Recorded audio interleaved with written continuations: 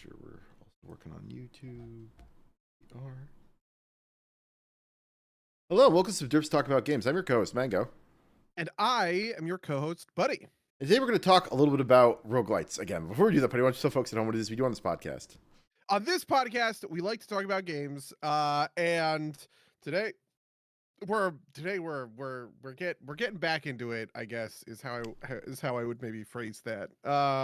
2 years ago, we did a series of episodes that kind of made up a theory that we had about sort of the state of the industry, right? You know, the three pieces of it: indiefication, the idea that kind of corporate games and corporate games are strangling out a lot of the kind of like innovation or whatever, and that indies becoming more accessible is going to drive sort of a boom in how would I put, like, kind of maybe frontier game development is maybe what I would sort of say. The next one was Soulslightification, which is basically an understanding that players are looking for deeper difficulty challenges with respect to, I guess I would call it kind of fairness, than they had sort of been useful than they are used to from before, right? So we used to live in a world where there were very like kind of cinematic and numbers based challenges, and now challenges are much more sort of execution based, and players are paying a lot more attention to that. This is essentially just like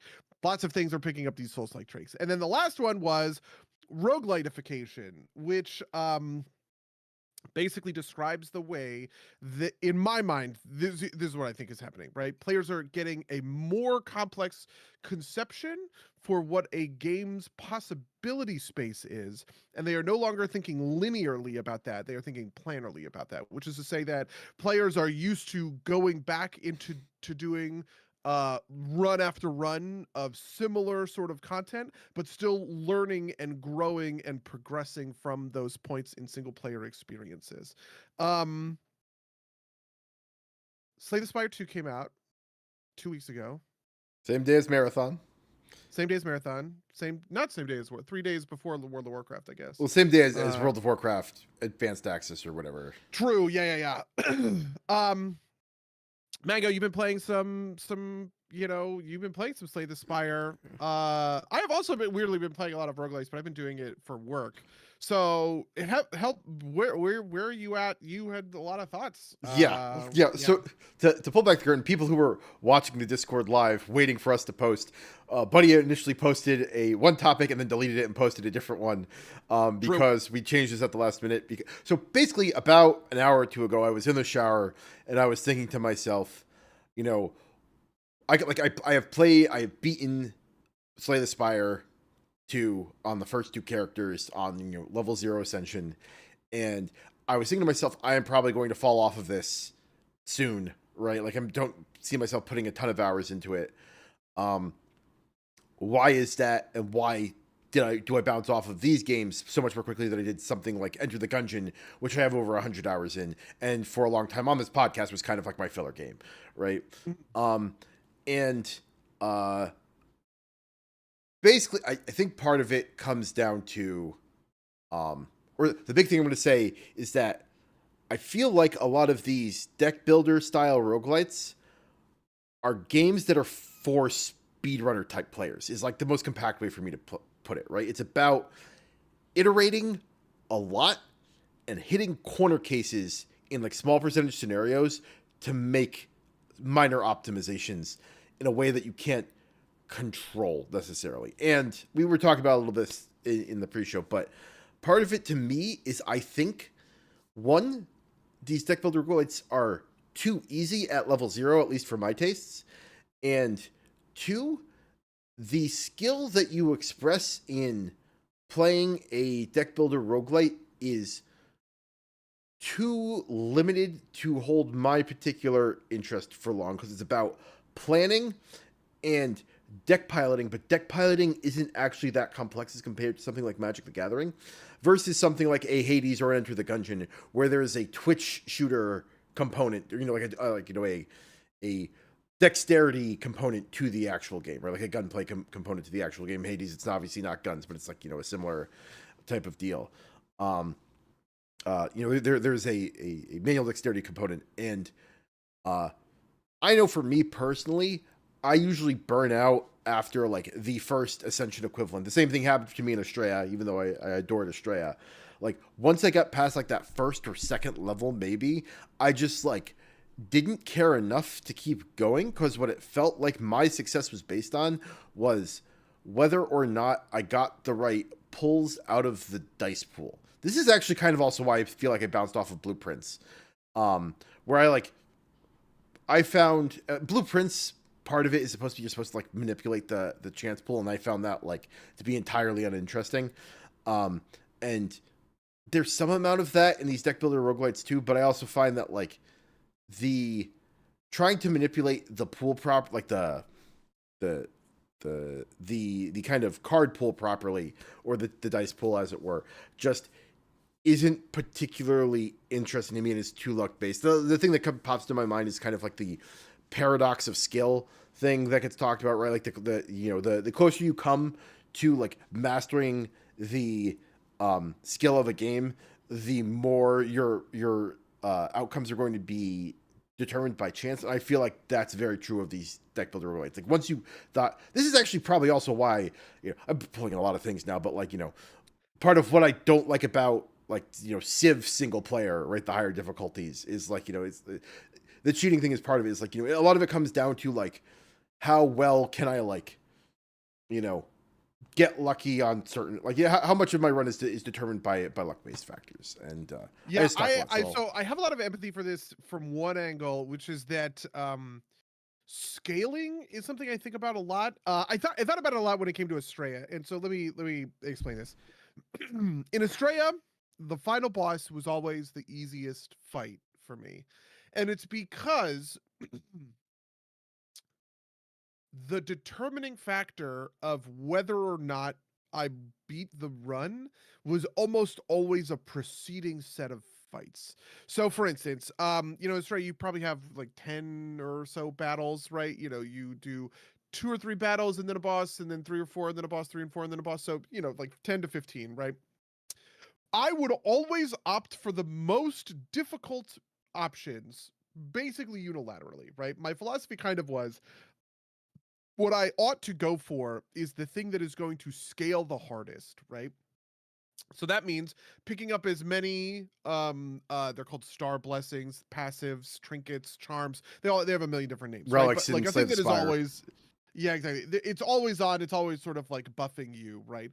And then also, getting like higher quality sort of like cards or dice or whatever else from doing elite sort of challenges, or it'll give you more cash to spend in a shop, or it'll give you more, like, the idea is that you always choose the elite option, even if you know that your deck is bad, because if you can pull out a win, you are going to put yourself into a better position to sort of scale hard. And so what happened in my Estrella runs is that there's a lot of me dying on the second or maybe the third, like hard enemy, right? The epic, not epic, but just like the elites that you come across in sort of your path, because those are where I'm really stretching and really pushing and really trying to eke out every little piece of advantage. But by the time you get into the end game, you have done it. You have scaled, right? I already have a build that is firing on all cylinders, and that is going to do lots of damage and kill my opponent and X, Y, and Z, right? And so when I get to the Estrella fight in Estrella, it is extremely uncommon that I lose that fight. I don't know that I have ever lost that fight, to be honest with you. I think I maybe have always gotten it, but that's not for lack of trying. It's just that I am always losing kind of like beforehand. And I think that this sort of speaks to a little bit of kind of what you're getting at. In the early days of roguelikes, I think the fun was identifying builds, right? It was doing that thing of going, oh, the build, I get it now, I can do this and it's going to make that better, right? But now it feels like my ability to intuit that sort of thing is extremely heightened. Like if I just walk into any game, I can basically immediately, like any roguelike, I basically always end my first run playing a strong build, because I can just kind of intuit. I was like, oh, I see where this is going, I'm gonna do this, right? I'm gonna pick up a couple of cards because they do this thing and I want to do that thing sort of well. Do you feel like that's like a good, approximation of where you're at? Like you just have a really good understanding of what builds are. You can just see a couple cards and go, "Oh, I get the builds here."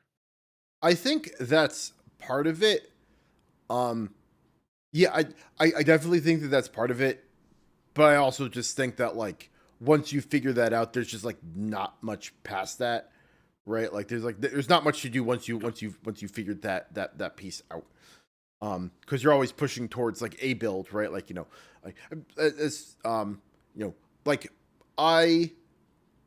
So when I played Slay the Spire, I beat my first run on Ironclad, and it took me 3 attempts to beat it with the silent, and that was mostly just like figuring out like figuring out what the build that like the my first and second attempts I like the builds I remember from the first game were like shivs and poison, and I tried to push towards those, but I didn't like have enough concentration in those builds, so I kind of ended up having like hybrid, like the first one was like a hybrid like poison build, and the second was like a hybrid shiv build that just like wasn't good enough to get past it.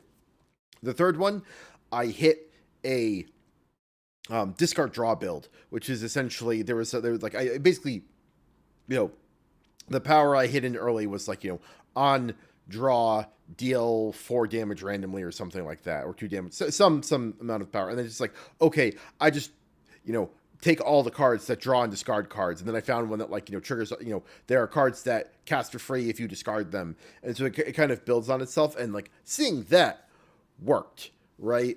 I just lost my train of thought. I'm sorry. Like seeing that worked, and I went through it, and like I could, the historically the way this will work for me is I will like top out at like Ascension 1 or 2 and be like, I kind of don't care enough to like play the discard build again, but on a slightly higher difficulty, where the difference is I have to cycle the cards, 20 times instead of 10 times in order to do enough damage to kill the monster. Because ultimately, I am, trying. The build was very overpowered for what I was doing, and I don't think it requires any adjustment in skill of piloting. Or if it does, like I could believe that if I got to Ascension 8, right, all of a sudden I have to actually start picking much more carefully when I am, using my extra energy to put an extra 6 block on or an extra 6 damage on, and that's like the difference between a win run and a win loss. But like that is not interesting enough to me to get through Ascensions 3 through 5, and that's where I historically bounce off of these types of games. You feel yourself like forcing builds, right? Like do you, or is there a level of you want to, because I think that there's a couple of places that you can kind of go from that point of view, right? One of them is I just want to explore. I just want to play the different builds and see what they do, which I think is what carried me to my like, whatever 500 hours in Astrea or whatever it was, right? There's a lot of builds in that game across 6 different characters, and I just kind of wanted to play all of them. I probably have, there are some builds that I like and that I think are very fun, and like my favorite build is probably Wave on Solarius. That's probably my favorite Which build is as well. Yeah, that build is sweet. The Wave is where you put a bunch of, you essentially put a bunch of a debuff on a unit, and then when that unit dies, it it deals that much damage, right? But there you have a bunch of stuff that can trigger the wave, and there's just like a lot of stuff that kind of goes in and out of it. There's something to be said in my mind for assembling a fun build, having that be a fun, interesting, I'm exploring a new game space kind of challenge. It kind of reminds me of like, playing a different class or unlocking a new gun in an FPS and going, ooh, I have, dual SMGs. I'm going to play a couple of games with the dual SMGs. And you kind of get that like, okay, first time, let's give it a shot, try it out and see where it goes kind of fun. Is that somewhere that you feel like you end up going, or are the builds themselves like unfun to execute on? Like what are there such things as some builds that are fun and some builds that are less fun? I think that there can be, right? Like I think I think it's down to personal taste. The thing for me personally that bothers is like, if I hit Ascension, let's say I was just doing a bunch of silent runs, right? I was just like trying to run up the Ascension ladder on it. It's like, oh, I hit Ascension 3 and my card pool is giving me, draw discard, and I just did a draw discard run, and I don't want, like, I want variation. I want to do something else. And Yeah. it's like, okay, I can either intentionally, try and force a build that the pool isn't giving me and see if I can make it work. Or I can roll with it and try and beat it with it and not be happy with it. Or, like restart the run. But, that doesn't feel great.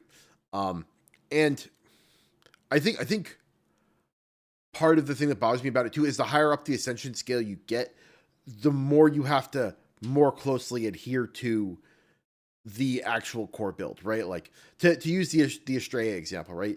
That waves build, like you can make it work. You can make the waves build work in a bunch of different ways, but one of the most powerful blessings for that is the one that auto triggers waves when it hits, like when a waves would kill a creature. If the waves hit that level of health, it auto triggers and kills the creature, right? Yeah. Like you don't strictly need that to beat like the base level of the game, but the higher tiers you get up, and maybe this isn't quite, I don't know enough about it. I haven't played Australia recently enough to know if this is specifically true about Australia, but for like games of this type, in order to beat the highest levels of the game, you need those kind of make or break pieces. You absolutely need them in order for them to work at the highest level, right? Like my guess is that like at the highest difficulty of Australia, waves cannot work if it doesn't have that piece of the puzzle. And at that point, it's just a matter of rolling the dice until you hit, until you hit jackpot and assemble the magic combination, which is much less. That is what I mean by like it's a game for speedrunners, right? It's not a thing that's particularly compelling to me because it's just like spinning the wheel until I hit sevens, right? Like similarly with a speedrunner, it's you are playing games over and over again until you until you hit like the timing glitch that you need in order to shave a quarter second off type of deal. Which I like listening to Summoning Salt talk about, but I would absolutely hate trying to do myself type of deal. Yes, the way Summoning Salt will talk about it is, there's 6 key glitches, and each one of them have a 25% chance of nailing them. And if you do the math on that, I mean, I guess I can't do the math on that off the top of my head, but it's like 1 out of 1,000 runs is going to be that. And playing through the other 999 runs sounds excruciating to me. I absolutely understand sort of like that piece of it. But it does, there's a part of me that wants to answer that by just saying tuning, right? Like, I think that there's something to be said for there are strong builds and there are weak builds, right? There are certain builds that I don't like because I think of them. I feel like I always kind of like go towards complexity. Like my favorite builds are ones that have just like a lot of stuff going on where you can like cycle a bunch of stuff. It's sort of it reminds me of like Miracle in Hearthstone, which is like a or Cycle Rogue, sometimes they'll call it. Cycle Rogue is you have a huge deck and all of the cards are 1 or 2 mana and you just have a lot of draw, and your whole goal is to play through your whole deck as quickly as possible because it lets you do, strong sort of stuff. And that tends to be kind of how I like to play games like Astray or Slay the Spire and stuff like that. There are a lot of games in Astrea where I just win on turn 1 because I'm able to boom, boom, boom, boom, boom, cycle, cycle, cycle, cycle, hit kind of thing. Um, there's something I wanna say that there's a version of that that's fun, and there's a version of that that's lame, and it's all down to tuning, right? Like you could make a version of the waves build that I probably wouldn't enjoy just because it's tuned so poorly. It's too weak, right? And there are certain builds that maybe I would enjoy, but they're tuned so poorly. I'm just like, why would I even try this? It's too weak or too hard to put together is another one, right? Where you get what actually I actually like this in Australia, but there's a thing about kind of setting and payoff, right? Where you have to keep a very close balance of sort of like setup dice and cards and then payoff dice and cards, and those are just complicated to manage. Like if you in Australia, there's the convert build on Mooney where you put a bunch of dice in your pool that have very high corrupt costs, but if you don't have enough convert to convert all of those corruptions to purification, you are going to hose yourself because you're just going to end up drawing a fistful of corruption and go, oh god, I have to kill myself this turn. Like, and all of that suggests that there is sort of like a complication that maybe Slay the Spire 2 doesn't necessarily have. Is, I don't know. No, Do you I feel mean, like the builds are similarly complex across no, all roguelikes? I think they are right. The problem for me is that, like, the difference between what is the ascension mechanic called in Australia? I forget. Like Oh god, I can't remember. It's the black holes. yeah, Because you go 1 through 10 in just in terms of raw difficulty, and then there's 1 through 6 additional. So it's actually 16, but you can kind of max them out or whatever. sure. And so the difference between the convert build on Mooney at, like, Black Hole 0 and Black Hole 6 or whatever is how finely tuned you have that. But the main control on how finely tuned your corruption convert build is in my mind not your actions as a game player. It's whatever the RNGesus decides to hand you, right? Like, if he hands you enough convert dice that you can build and convert dice and corruption, high corruption dice that you can build out, the build you want to build, not like, or rather my ability to make, like, win on, win on in these circumstances by my piloting is marginal as compared to what the RNG pool hands me. Hmm. Yeah, see, like, I want to make a point. This is the part that's tough. This is the part where I feel kind of arrogant. I want to make a point that, like, I think that Estrella does it better than and to be fair, I haven't played Slay the Spire 2. I've only played Slay the Spire 1. And even then, I've probably played for like 10 hours or less or something. In Astray, you just have so many more decision points that are a part of that, where I think that the burden then falls on the player, right? So for instance, you have the choice to go for safe, risky, or balanced dice, or to pass dice entirely, right? Like you can just not add something to your dice pool if you want, right?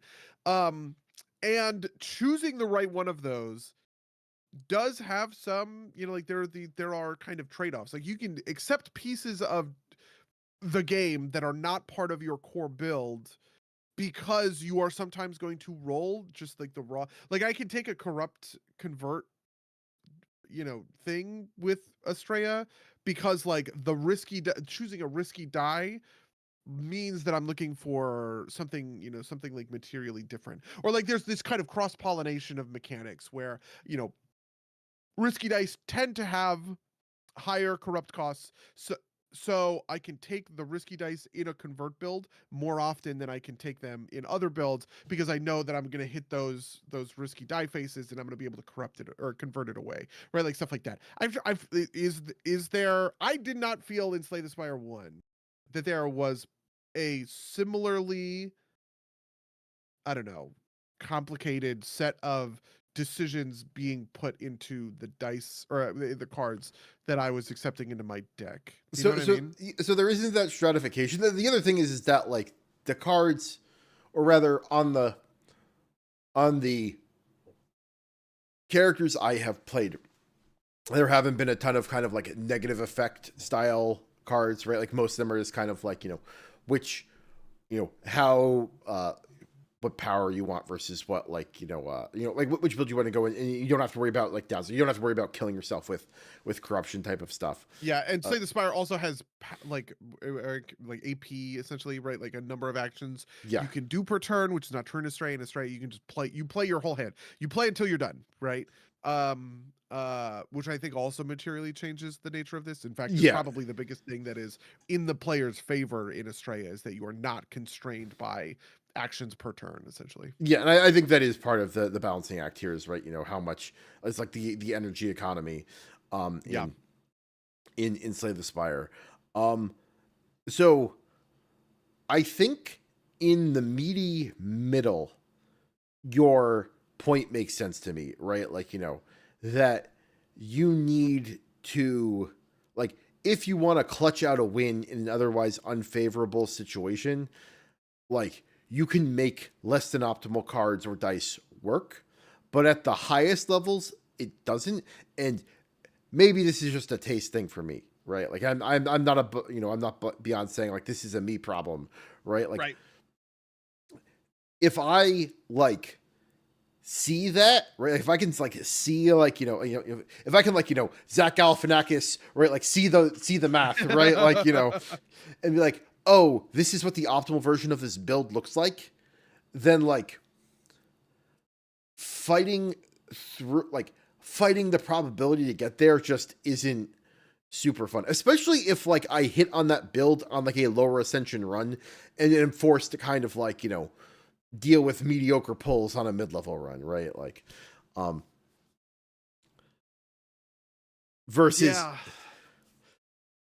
just because like so much of this is not on me as a player, right? Like even my worst gungeon runs, right? Like even where I like draw relatively bad guns out of chests, right? Like I you can beat the final boss of Enter the Gungeon with the starting guns because it's like you can just get good enough to do that, right? Like this is like a level 0 Dark Souls run through, right? Whereas you kind of can't beat the boss. You can't beat the boss of Slay the Spire by skipping every single card you get to, right? Like there's no amount of player skill that will let you get past that because all the player skill is in card selection, right? And in in the micro choices you make, but so much of that is mitigated by risk that it's or not risk is mitigated by chance that like it feels like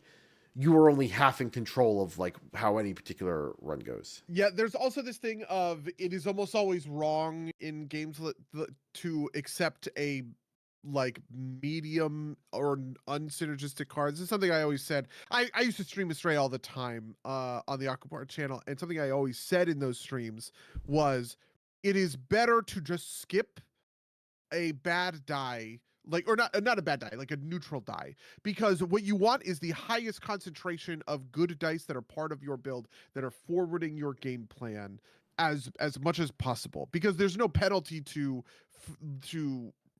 filling and emptying your dice pool over and over again. And my memory is that Slay the Spire works the exact same way. Yeah, like you can imagine a world where like every time you have to shuffle your deck, you take 1 damage, or maybe scaling damage, 1 damage, 2 damage, 3 damage, or something like that. So like you kind of are incentivized to make your deck bigger and bigger because it's better to make it sort of like larger to gain more sort of resources for your thing.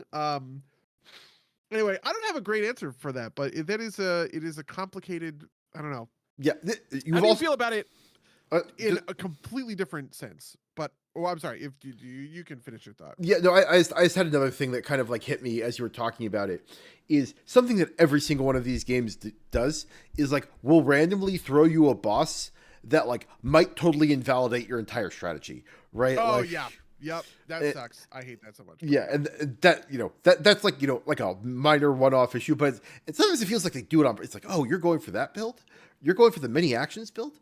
Well, here's the enemy that if every action you take, you lose life or you do less damage, right? So if you keep doing actions, you're actually just gonna fuck yourself, right? Like that kind of deal. I think of that as this always happens in roguelikes. So like you will eventually just reach a game over and you go, ugh, because sometimes you roll snake eyes. That shit just happens, right? Sure. And I think that's kind of like part of it. I was gonna take it to a different place that is also card related. You won our Lorwyn pre-release. That's 6 packs, right? You're putting together. Do you feel like so there's this thing I'm like close to it, I feel like. Hypothetically, you're sort of doing that it's like a pre-released sealed draft. It's not a draft, I guess, sealed tournament, whatever, where you have 6 packs and you just try and make the best thing that you can out of them, right? Has this similar sort of like deck building kind of component, right? And I wonder if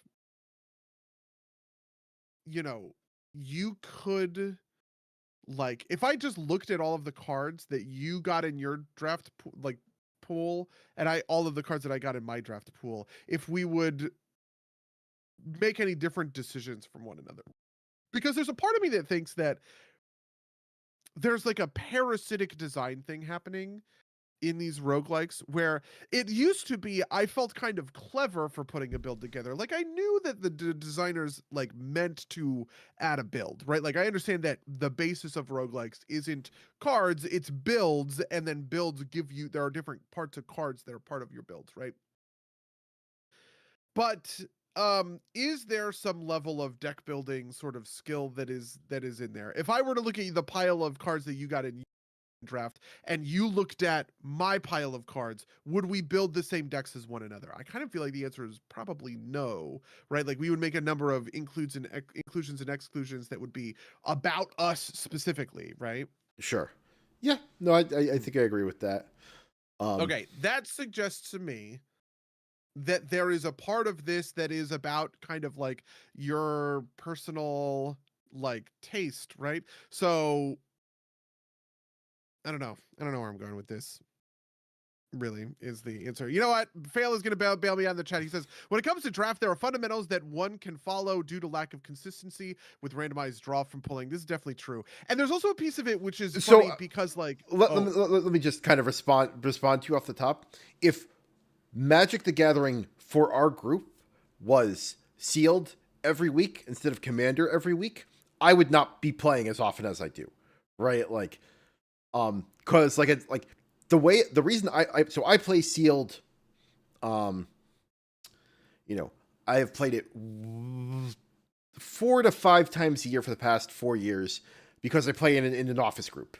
The guy who sits near me at my office organizes it. It used to be for every set. Now there are too many sets, so it's the non-Universes Beyond sets. And you can get your sweet TMNT cards. Goddamn. Yeah. Yeah. And so like the seal, like that is fun. Like I feel like I have been building a skill of playing sealed, and that's fun for me. But it is like, you know, a couple of months apart at the most, right? Like the closest I've ever played to sealed events is playing I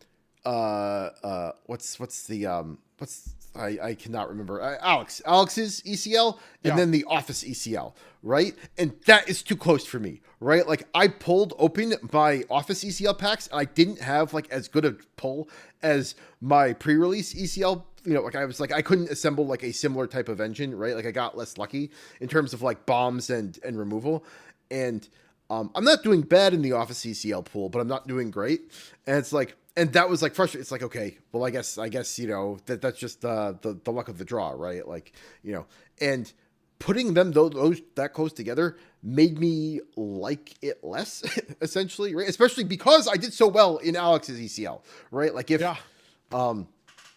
I had done worse, maybe I would feel better about this. And I think this is kind of the core root of like my personal taste problems, frankly, with these games is like if I get a good run on the silent, right? Like I have this great draw discard run, and if I run Ascension 1 tonight and I just get a dog shit build, you know, dog shit pool 4 times in a row, I'm going to be like, I'm just fucking rolling dice until I get like a decent build, right? And that's going to bother me.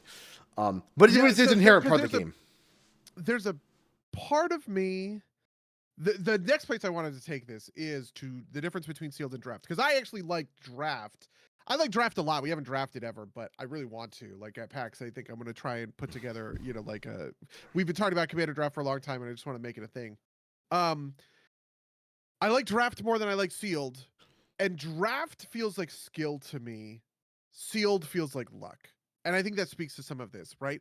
Sealed, it is, I just opened my cards, and because I got the cards that I got, I think if I were to show that set of my cards to basically anybody else, they kind of would have approximated, oh, you got a lot of the good uncommon elves that are pretty strong, and you're going to go for this kind of elves value control build that's mostly green black, but you splash a little bit of blue because I had 2 or 3 blue cards that were pretty strong in there. You know, I had Deceit, Big Bomb, you know, to draw into something else.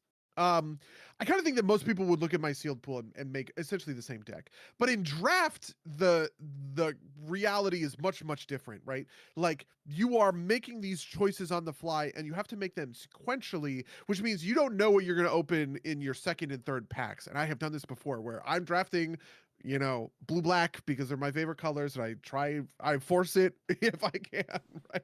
And then in my third pack you get a giga green bomb, and you're just like, oh, I guess I have to go. I have to like maybe I have to hard pivot to green or something like that. And all of that feels skill testing, and you're doing this thing of like trying to figure out, okay, what is the person to the left of me probably drafting? What is the person, am I passing good stuff to the person to the right of me? All of that kind of stuff.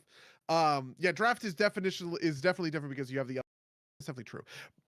The point that I'm kind of going for, and the thing that I'm sort of looking for, is if like there is something to sort of that, that draft, you're making these sequential decisions one after another. Sometimes you have to pivot or whatever.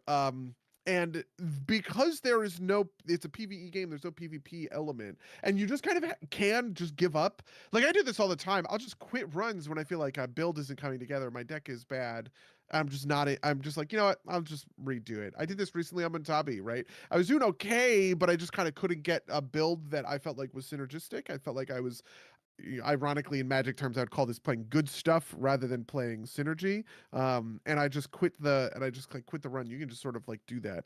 I don't know. We talk about Magic all the time, and I'm thinking of all the time, so I just wanted to draw the parallel there, because I don't know, it's right in front of my face. No, that makes total sense. And I will agree with you 100% that draft is probably more skillful than sealed. My problem with draft is simply that, I recognize that it's more skillful, and I do not particularly care to learn the skill of being good at draft, right? Yeah, the thing I like about draft is the idea that like nobody has done the research. One of the things that I found out recently, actually in Alex's Lorwyn, pre-release, was like that pre-release guides are a thing where they will tell you, oh, you should do this for the set. The whole point of a pre-release to me is you figure it, you like, nobody has seen these Yeah. cards before, you don't know what's good. You have to kind of like figure it out sort of on the fly. And something that I was wondering, because it happens in Magic now, they have a little card in the boosters that says, here are the archetypes, right? So for instance, in Bloomburrow, right, you had 10 essentially tribes, but they were all the little, woodland creatures, right? You had mice and rats and frogs and all of the rest of that, and they were all colors. And so you would draft white red mice, or blue black rats, or white black bats, or something like that, right? And they included the little card that told you, hey, these are the archetypes, right? And I kind of hate that in a way, I agree. but like, does putting that's not something that happened. This is something that happens, obviously, in Slay the Spire. You have to intuit that, a Shiv build is a Shiv build and a poison build is a poison build. There's nothing that says, oh, this is the poison. Yeah, I don't know. I don't know what my point is. Just putting a name on it really fucking sucks, in my opinion. So in the chat, Fail says, would you all consider card knowledge a skill, though? And that's an interesting question, because I think there's a way that isn't the way that isn't. Like, knowing what cards are is like, that's just kind of like, that's not really a skill. It's just memorization. But on the flip side, knowing what your opponent could play is, I think, a skill. And I think that's more like, and that's we've talked about this before with Hearthstone. This is what I loved about Hearthstone, right? Like, that's when you learn the meta, right? And you get really into the meta, and you go, okay, I know what I'm playing against. It's on 5. If he has blank or blank, I'm dead. But if he doesn't have it, I'm good. And you can like do that thing of predicting what your opponent is going to play, because you understand what the meta decks are. And oh, this deck is probably going to do maybe this on this. Oh, what am I up against, kind of thing. I would say that is, I think of this as meta, like understanding a meta game and understanding what's kind of going on, which is a little different, but that is a skill, and that is a lot of fun. Yeah, I would say knowing the metagame is a skill. Having Yeah. alphabetic, FOTA, or complete knowledge of the card set is less a skill and more kind of like a party trick. I don't know. That feels weird to divide, but there's a divide there in my mind. Did you feel like you learned what was good in the Lorwyn set based on playing the ECL twice? Like you must have seen a bunch of cards multiple times, right? Yeah, I wouldn't say I did because draft and sealed are not like constructed, right? Like, this is part of why I don't like draft and sealed is like it kind of on the one hand it makes it like on the positive side it makes it harder to kind of hit these, it makes the game a little bit more balanced, like even. But on the other hand, basically it kind of homogenizes decks to kind of like, you know, mostly kind of like value or aggro with like some, baby combos if you can pull them off type of deal. And that can be interesting because you can like, do combos that aren't really like real in like a constructed game because they're not fast enough or they're not like good enough.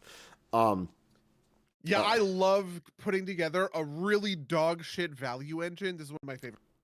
In my Lorwyn deck, I had a card that put -1/-1 you blighted stuff on your board, and another card that you could pay 2 mana and remove a counter from the creature, and you would draw a card, right? And so I created this kind of shitty draw engine where it was like paying like 4 mana per card or whatever, but I was drawing through my deck, and I was able to grind out an opponent because I put together this sort of shitty value engine. I do love that effect in like a limited environment. It's interesting to me because like do you think that deck building is a skill? Yes. Like what?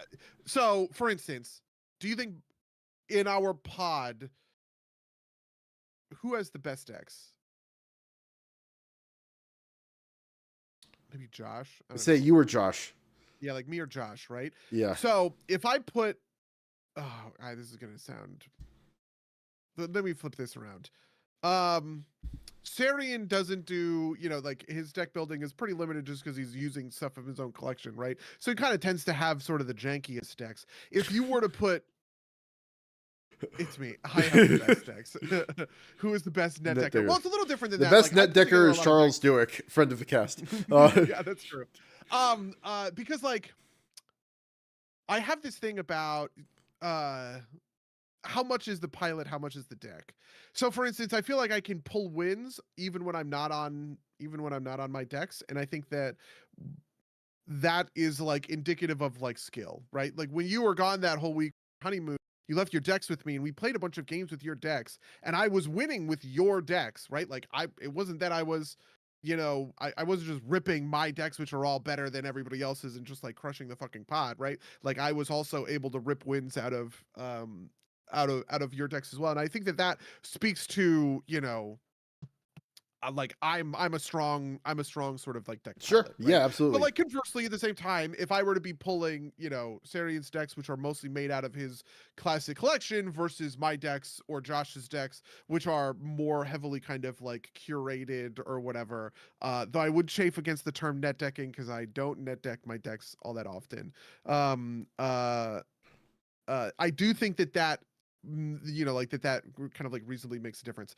Do you think that same thing applies to limited environments? Because I'm sort of suggesting that it kind of doesn't, right? Which is to say that like if I think that anybody would look at my sealed pool and make basically the same deck out of it that I did, I'm sort of saying that actually the deck building skill is kind of gone in sealed because you're just kind of reacting to the RNG. You're not really cultivating anything. So I think there is a skill of deck building in sealed because you have to make choices out of a suboptimal set, right? Like, Yeah. It would surprise me if there was like a kind of deterministic way to like look at a pile of, your 6 packs in sealed and be like, this is the optimal deck to build out of this. Like in some cases it's going to be more obvious than others, right? It's like, you get, exactly, 40 red cards and then like 5 of each other color or something, or it's like, well, I guess you got to go red, right? Like well, no, I think it's about bombs and stuff like that, right? Like I opened sure I was using I was using color as kind of like a way to force something that would be deterministic, right? Like if you it's probably better to run mono red than 4 color the rest of them in like a sealed pool, probably, right? Like and I think I agree with Faye on the chat here that says like there's some decks that like pilot themselves, and some decks that require skilled piloting, right? Like, this is, I think Takesia is a pilot centric deck, right? Like, I think Preston's pretty, not pilot necessary, right? Like, you fucking make a bunch of rabbits and you swing, right? Like, Listen, Rachel, I handed Takesia to Rachel and she beat me on Takesia, okay? On Feather, which people say is one of my strongest decks. I actually don't think that that's all that true, to be honest with you, but maybe Rachel's just a very skilled pilot, okay? Yeah, I definitely think that that's true, right? Like, I think that there are certain decks. I think that if I hand a couple of my decks to certain people, they will play them wrong. It's pretty easy to play, Takesia and a couple of other my decks wrong. Or like Bumbleflower, maybe it's easy to play Bumbleflower wrong. I would say, just because it's like it's like playing a build, like a weird build that you don't just kind of get intuitively. Like, oh, I want to cast spells and give my opponents cards. Okay, I guess. But then there are some decks like Preston is a great example. My Zombies deck is a pretty great example. There's some decks that just, oh my god, it's curve magic, right? You just play the curve. Yeah. And and I, that makes perfect sense to me. I also think that, like, part of it too is that, like, I think if you handed a stranger Takesia, they would play it wrong because you have built like atypical Takesia, right? Like, if you handed, like, I don't know, Toroff, who is a pro Magic player, I know simply because he's on the Card Magic or Card Market channel, right? Like, you handed him your Takesia deck, he'd be like, why is this not doing the normal thing that Takesia does? Why is it running a, oh yeah, that's true. That is very fair. I mean, that's part of how that's a thing that in a weird way I kind of think I picked up from a little bit, which is to say that, like, I think of one of the defining character traits of the way that you play all games is like heterodox, right? Yeah. You don't want to you want to find the weird stuff. And I'm doing a similar thing. Like my Flubs the Fool deck, which is coming in on Monday and we'll be playing at PAX or whatever, that I built for Rachel. I built that whole deck in a way that I don't think anybody else is ever going to build that deck that way. And and it's just because I kind of saw a small synergy that I thought was fun, and whatever, right? In Takesia, the way that people build that deck is different than the way that I build that deck, especially the way that I end my finisher being approach the second set and stuff like that is different. And I really focus on Takesia's like surveil ability, which not all the other decks do. But like, I definitely think that there are ways that kind of thing is true. And I like the idea of going into a deck and saying, I built this deck and you are going to look on EDH Rec and you are going to find a bunch of cards that are just not even anywhere on that page in it. Yeah, no, that is actually, this is like card knowledge and skill thing. It's interesting to me is because, like, I built a lot of my decks, I want to say, through EDH Rec, just because I don't have like the knowledge pool to, like, pull cards out of the ether, and I need EDH Rec to just kind of like show me the world of possibility. But a lot of what I do is, like, I watch Magic content online. I don't watch a ton of it, but I watch Card Market. I watch the Magic Mirror group. I guess it's mostly Slooper, Snail, and Trinket Mage. And I watch Distraction Maker. Basically, I watch things that like expose cards to me, and I like, oh, write that down, and I write down like like I have a Discord message to myself with like my decks and cards to try out in them, and I will slowly cycle in less popular cards into the deck as I discover that they exist. And unsurprisingly, the deck that has the most churn is Jeff, because there are just so many dumb cards that I want to put into Jeff and not enough space. But yeah, in a weird way, that's how I don't think of it as net decking, but I do something kind of similar on EDH Rec, where I just go to EDH Rec and I will put 175 cards in my clipboard or something like that, and you have to churn that down by 60% or something. And that's I don't think of that as net decking, as I am going through and going, I'm gonna cut all these things down. But it is definitely a place that I go to find stuff. I do think I have considered a much more efficient way of learning card info, dating me. That's fair. That's true. There are a lot of this is what I'm gonna do for my next deck is I'm gonna pick my commander, I'm gonna call Buddy and be like, give me cards for for Leonardo, right? Like, the amount that I did a little bit of singles hunting this weekend, which is one of the ways I like Takesia is a deck that I built out of singles, right? Like, I went to card shops. I went to basically every card shop in Southern New Hampshire, right? And I just looked through their singles, finding interesting stuff that I was like, oh, this would go great in this deck or whatever, which didn't really match all of the kind of stuff that was happening on like EDH Rec or whatever. But I have now, by the way, 4 packs. I finally went and I bought a bunch of cards that are like good cards for Tokasia that if I had found them in the singles piles, I would have bought them, but they just were not there. So Tokasia's getting a big update. Okay, she's getting a big upgrade for PAX East, which I'm excited about. Phil says this thing, so you build the format, you build for the format you play in. If you just play with your friends who have their own building, then you'll find your deck works better or worse than going to a locals and having more. So I definitely think that that's true. One of the big things that's wild is like the ability to predict a metagame inside of a friend group versus at like an LGS or whatever. Like, I think my decks have kind of a boogeyman. There's a couple of my decks that have a really boogeyman sort of reputation in our friend group. And it's because of the way that our friend group tends to play games, right?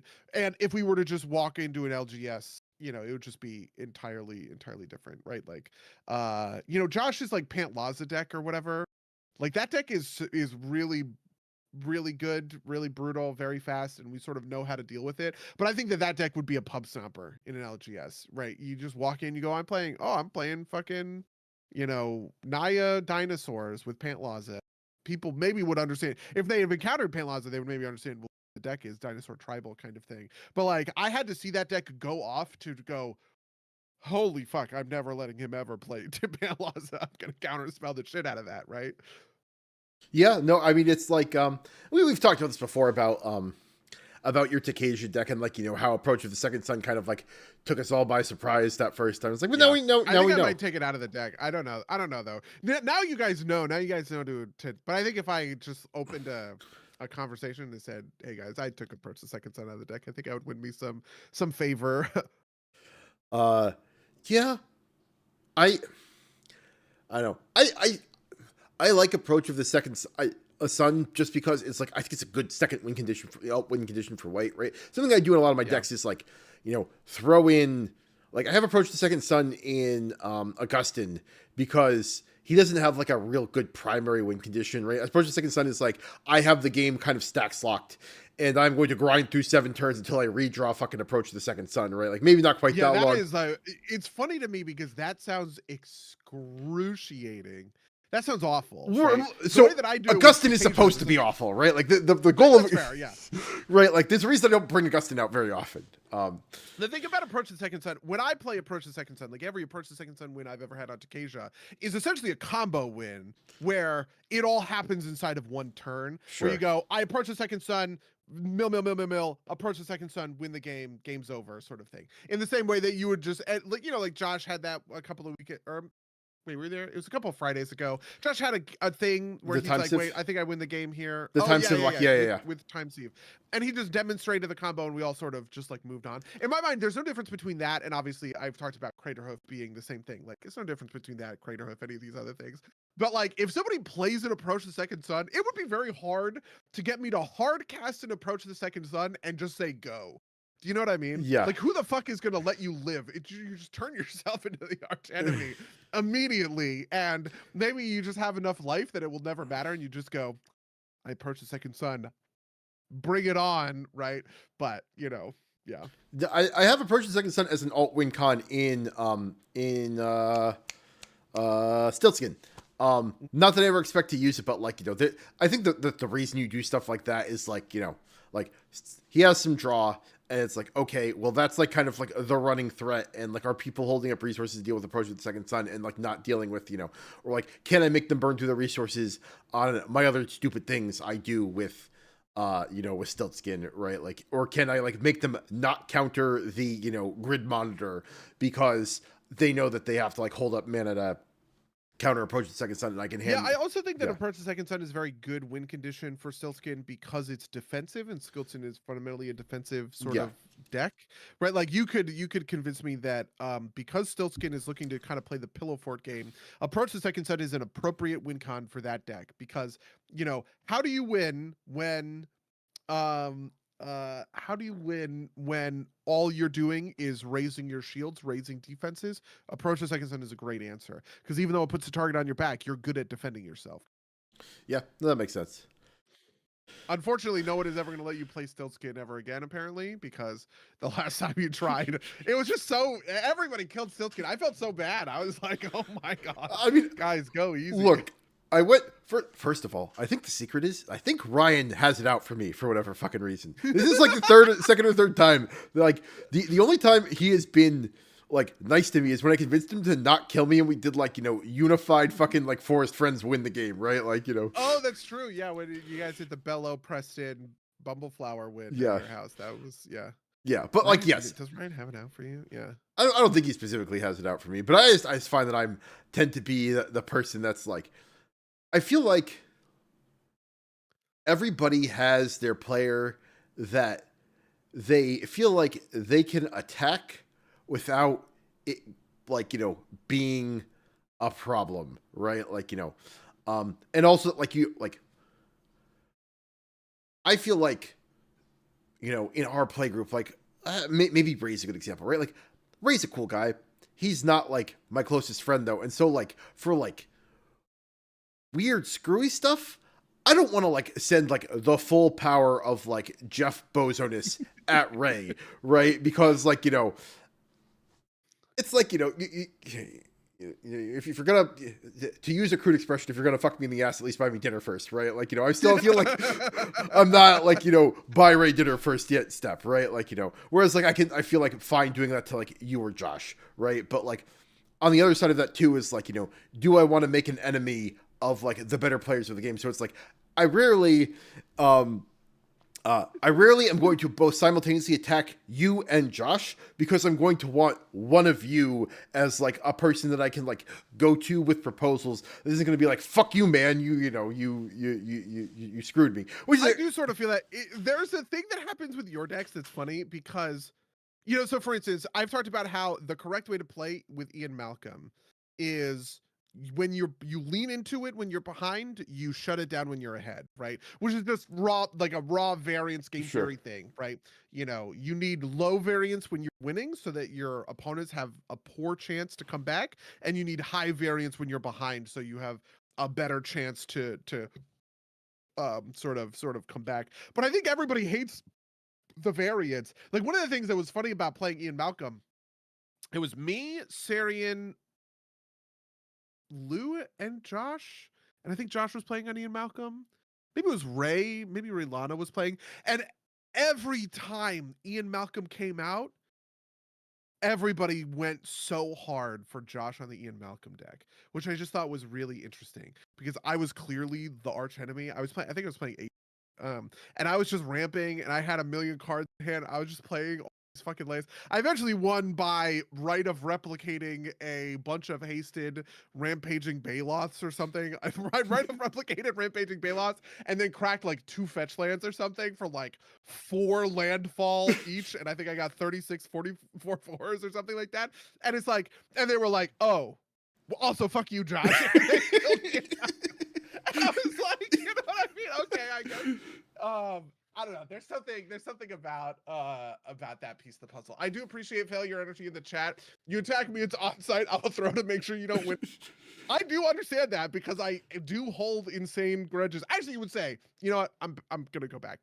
I don't hold grudges. Okay, I treat people fairly, which is if you betray me, if you fuck me over, okay, if you make a deal with me and break it, like dishonorable men do in this play group, I will hold that grudge and I will go after you. I think I still hold. There was a while where I made a quiet pact with myself that I was going to just quietly target the shit out of Josh. And I think it lasted for like 2 or 3 months until eventually I got Josh to make a fair deal with me, and he honored the deal, and I like forgave the beef, you know? I don't know. Hello, freak. I'm sorry. We're talking about crazy Magic the Gathering stuff. I don't even know where. We're far afield. On about roguelikes, but I mean, it's there. I want to make clear that a lot of this is deck builder roguelites, right? Like that are my problems with it is that they have this particular issue. Whereas like a what I would call an action roguelike, right? Like a Hades, Enter the Gungeon. What was that one by I'm thinking of another one that I can't remember the name of. They're releasing a Castlevania game soon, which it's like Motion Twin is the name of the studio. Hyperlight Drifter? No. No, that's different. That's Sun something. Hold on. Now I'm gonna Motion Twin. Dead Cells. That's what I'm thinking of. Dead Cells, sure, yeah. Yeah, like those have like, they have their own, ups and downs, but like the kind of like game skill of it, I think moderates a lot of my problems with it. And then in the other direction, games like Dungeons of Dreadmore or the original, or like I haven't played the original Rogue, but like NetHack, right? They don't really have builds and they don't really have meta progression, right? Like they are like, kind of they are the pure inheritors to Rogue, which is like, they're turn-based movement games, but like you're not like, if you build synergies, it's like purely random and they're not reliable enough that you like. It's to go back to this speedrunner thing, right? If there is a 10% chance of something happening, you will run the game 100 times and have 10 good runs, 10 viable runs, right?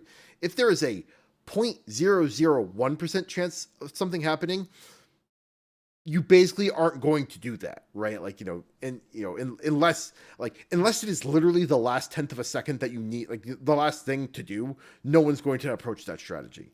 And even then they probably won't approach that strategy. And so I think that if there were no real synergies among any of the cards in these card builder roguelites, they wouldn't have these problems. They also wouldn't be very good games, right? Like, Rogue or NetHack, because that's the one I'm familiar with, and Dungeons of Dreadmore are very much games about like dealing with whatever piece of shit you happen to pick up and see if you can, how deep you can make it into the dungeon.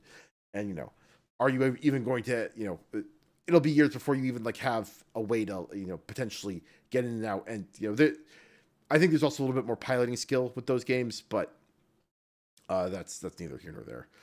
I also want to mention that there is such a so I made a point earlier before the podcast where I kind of said that I bounced off of Slay the Spire because I sort of found it too straightforward, right?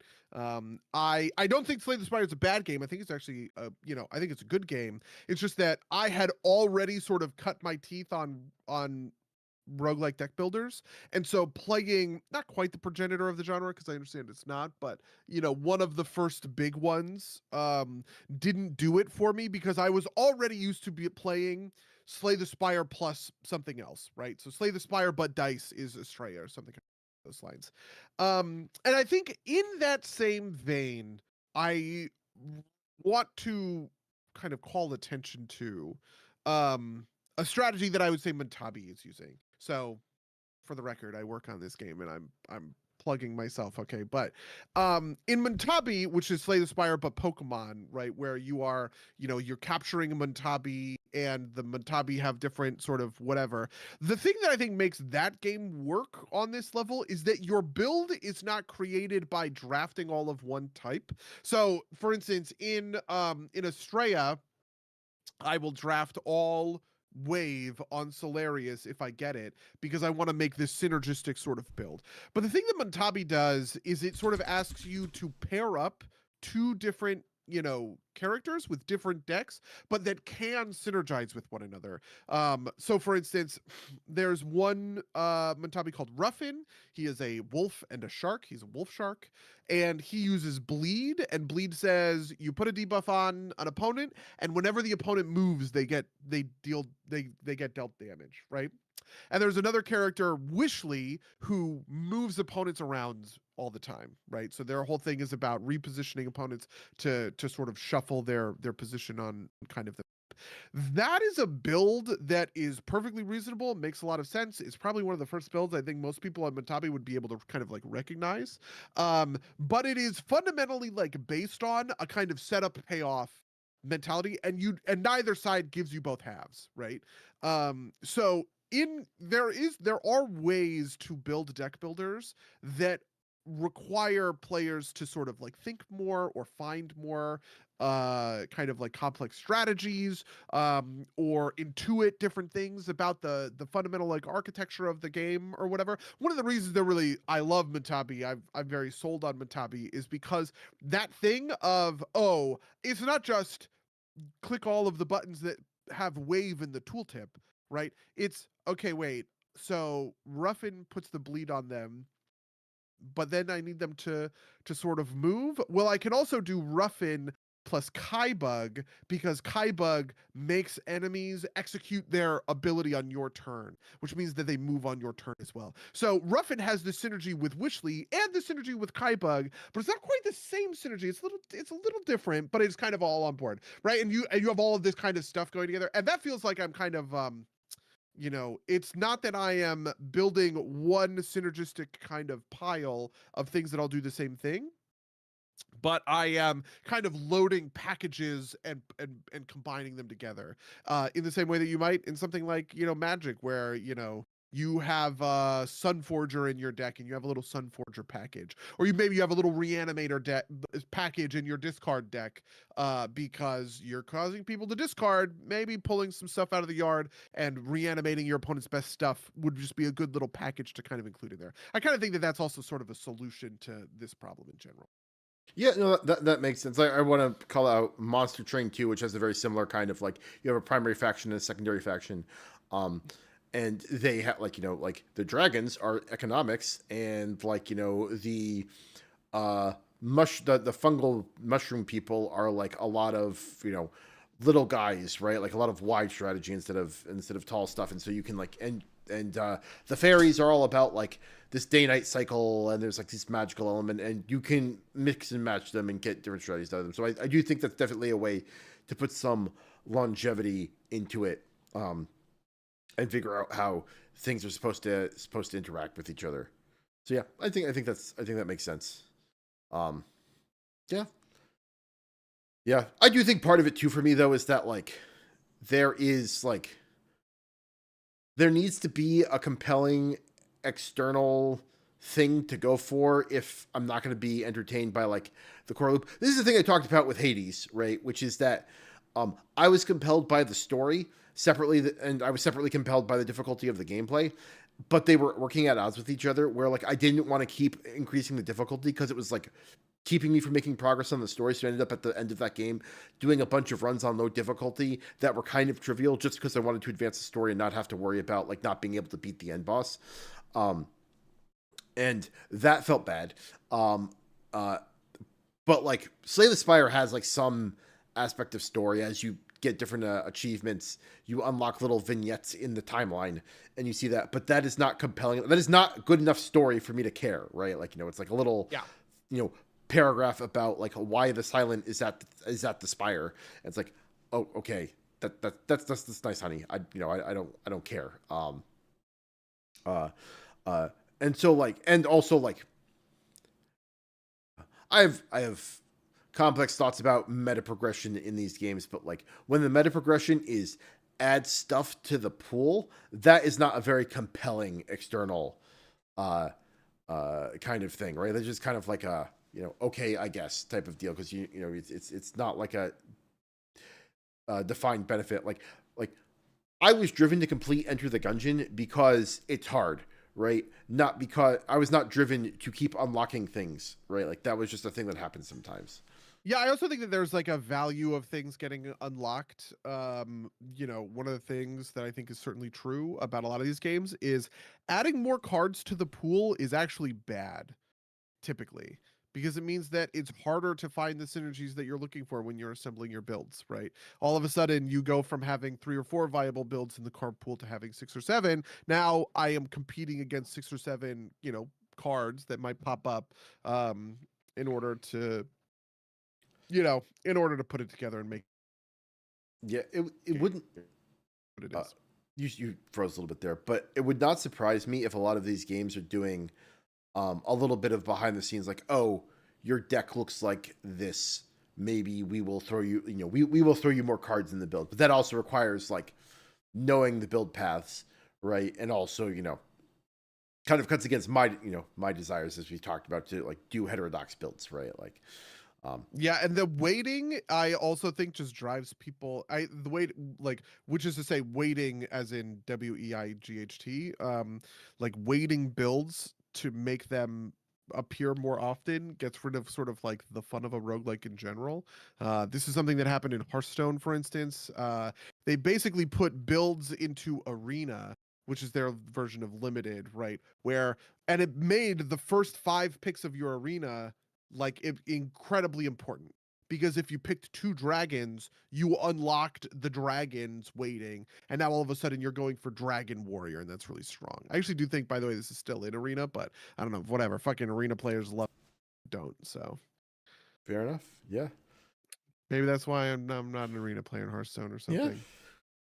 Yeah. Anyway, we've talked this to death. How was your week? Tell me about whatever. It's been great. I've been playing a lot of Marathon, and I love it. It is. So they're making changes. Like a controversial change they made was that they increased the distance that you could hear gunshots at, and the broad kind of consensus in the community is they made it too big, because now, like, basically Dire Marsh, which is one of the maps, has gone from like the tension of like, oh, is there somebody here? Do I have to worry about another team? To it be just like, as soon as a shot is fired, like, everybody converges and the map gets cleared pretty quickly. And that's like an exaggeration, but like that's you can hear shots from too far away, and so it's easier to hunt people down, type of deal. Um, uh, but it has all of the extraction shooter goodness, without with some like fair complications, right? I finally finished this one quest that was just it was a multi-step question. It's like you have to do it all in one run, which is like kill a couple of guys on the roof of this thing and then go into the middle of the pinwheel, which is like this complicated thing to unlock. You have to either get access codes or get like a drone conveyance. There are different ways to get into the different wings. And as soon as you open it, it makes a big noise, lets everybody know that the pinwheel's open, and so people run there. And because there's like the best loot in the game right now is in the pinwheel, and so I eventually got there by we, friend of the cast, Monica, and I randomed into a third that was on comms and was like willing to cooperate. And then I added him as a friend, and we had a couple of more successful runs after that because we had like a group, right? And that's just like the way that the game works. Which is, I think, a shame, because I think it's going to keep a lot of people from playing the game, because the game really shines when you have 3 people in communication, and you just can't guarantee that if you're not going in with people So yeah. And it also doesn't flex at all, right? Like if your friend group is 4-person, there's always an odd man out kind of thing. Yeah, I think that it's the world we live in. Yeah. But it's fun. It is a great game. I enjoy like my solo runs too. I enjoy my rook runs. I have been like I had some great moments, like what was the thing that happened to me? I like had this like earlier today, the one game I played today, I was trying out the railgun, which sucks, right? I had not used it before, but it takes like 5 seconds to fucking charge a shot or something like that. And this thief is hiding behind starts shooting at me and then ducks behind a crate to reload, and I start charging up a shot. And I guess they thought that I wasn't firing back because they popped out, and that was just enough time for the thing to fucking finish charging, and shot him in the head. And then like one tapped him with my magnum to actually down him. Like absolute cinema. I have beaten this dummy with a railgun. And it is one of those games that you need time into. Like, I think it is correct for you to feel very weak in the lower levels, but it's also going to make a lot of people bounce off of it. And basically, like, I have a handful of self revives in my inventory, and that is enough to make solos feel infinitely more viable. Like, I get like one screw up, and like I can pick myself up, whereas you can't do that you can't do that in solos otherwise, and it makes it a much less miserable experience, right? Like that is like on my top list of things to unlock once I get high enough up. Do you think it's a better game than Arc Raiders? Or is it just like blue, the bloom is still on the rose is really what I'm asking. it is a different game than Arc Raiders, right? Like Arc Raiders definitely feels like Weenie Hut Jr. loot collector, um, which is fun in its own way. Yeah, Um, if your name is Syrian. well, I know. I think it is. No, I played. How many hours did I put into Arc Raiders? I put a ton of hours into Arc Raiders. Right? I know you do. Definitely more than me. I don't even know that I got past like 10, to be honest. Yeah, I have 186 hours in Arc Raiders. Right. So it's Yeah, not no, like yeah, I didn't put no time into Arc Raiders. Marathon, I have 30 hours currently. About. I had 16 hours in Arc Raiders. I don't Um, know if I think of that as respectable or lame, but whatever. I think that the fighting against the Arc is a much different beast than fighting against the UESC. Um, I think Arc Raiders does the spectacle of big enemies better, at least as of yet. As of talking, Cryo Archive is not released, and that's like the big kind of map. Famously, Bungie has asked reviewers that they hold their full review for a game upon consideration on the release of Cryo Archive, since it is like this is essentially similar thing that happened with Destiny. Destiny really hit a stride when they released the Vault of Glass raid. People are thinking that Marathon will really come into its own when Cryo Archive releases. And Bungie has historically been willing to kind of shoot themselves in the foot with a pretty large caliber bullet to keep important secrets from the players and let them build to things. So people are hoping that's what's happening with Cryo Archive. I think the gunplay is better in Marathon. I think the build crafting is better in Marathon. I do think the core loot, like the looting, is better in Marathon, but it is much. It sounds like you're saying Marathon is a better game. It is a much harder game, and it can be a much more frustrating game. Right? There is no safe pocket in Marathon. It can be. I had a whole Saturday where I was trying to do this quest I just talked about having finally accomplished solo, and I died over and over and over and over again, including one basically I hit my breaking point when I was like, okay, I'm gonna put on a little bit of good gear and see if I can get this done, and I spawn in and I immediately jump over a rail, and I didn't realize it was till the fucking it's outside of the map, and I immediately died. And I was like, you know what? I'm done for now, right? This podcast is brought to you by Marathon and not Arc Raiders. No, Arc Raiders is an excellent game for what it is, right? Yeah.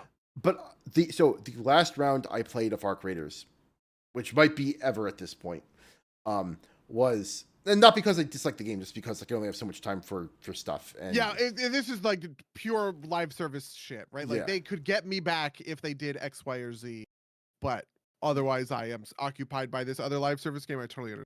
Yeah. Well, so what had happened is I was trying to do trials, which I think are a bad system in Arc Raiders, right, for the weekly reset.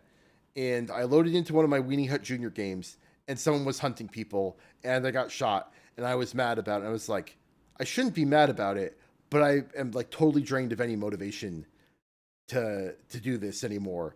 And I put the game down, and I have opened it once to send my raider off on the expedition, and that is I have not opened Arc Raider since. Okay, yeah, interesting. In the chat, Fail says Arc Raiders made me sour to the genre, which I want to preserve that Phalanor and I are different people, but I think that's also maybe true for feel about it. I have sort of a friend level interest in Marathon. Like I like hanging out and playing games with you and Monic and Xavier, right? We did a couple of runs in Arc Raiders and Sarian, but there's just no version where open up that game of my own sort of volition. I would just never spend my own personal free time doing solos. And even the friend stuff was not enough to get me off of doing solo content in World of Warcraft, right? Which just make me like I have so you know, as a long running thing, we've done almost 500 episodes of this podcast, and I have long thought about the kinds of PvP experiences that you enjoy versus the kinds of PvP experiences that I enjoyed. How like it's a Venn diagram doesn't quite overlap, but I wonder if there's something, you know, something there. Like obviously, I was really into League of Legends. I was really into Overwatch as kind of the only PvP shooter I can think of that I put real time and effort into. And then obviously stuff like Hearthstone or whatever, like Magic, I guess we would also consider those to be PvP experiences. But just like, I don't know, there's something about Arc Raiders that or not Arc Raiders, extraction shooters, I guess I should say, that I think is always going to be like a kid looking through glass at a zoo or something. Like I'll just never be able to get inside. I totally get that. I think a big part of it is that it is hard to iterate, right? Like in Call of Duty, which is a game I describe as my guilty pleasure a lot of times, it is, you know, you run in and you shoot, and if you die, you spawn 5 seconds later and you can run and start shooting again. And I play those games pretty recklessly because I am just kind of like engaging in the pure joy of clicking on heads, as a way to put it, right? Among other aspects of that game. I have actually not played Call of Duty with any seriousness since they nerfed the riot shield from 2-hit kills to 3-hit kills, because it was too strong and I was too good. I was finally good at the game, and they nerfed me, buddy. They nerfed me.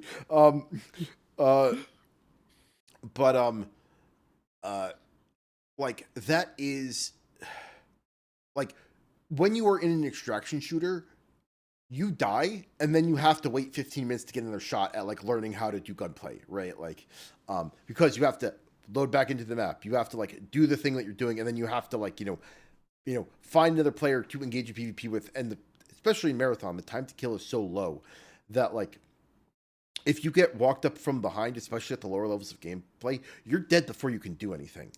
And it teaches you a different set of skills, but it also like,